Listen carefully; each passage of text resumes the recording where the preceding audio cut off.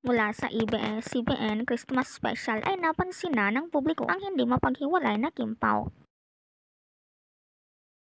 Sa ginanap na segment ng It's Showtime Family sa Christmas Special ng Araneta, in character si Vice bilang Bambi.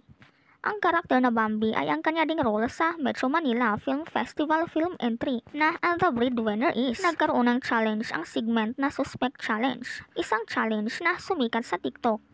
Kailangan ng challenge ang isang kunwari suspect na siya na lang ang hulihin ng mga pulis. Maraming beses nang gumanap na pulis si Vice hanggang sa kanyang hinanap si Kim na aniya ay isang suspect. Binanggit ni Meme na may jowa na siya na aniya ay taga ABS-CBN lang. Dagdag pa niya, kapangalan ng boyfriend ni Kim ang isang liniment oil. Kapangalan umano ng liniment brand si Paulo. Nahuli naman ng netizens sina Paulo at Kim na iisa ang dressing room.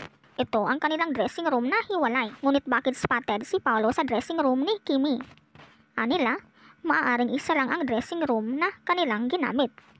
Ikaw, anong masasabi mo dito?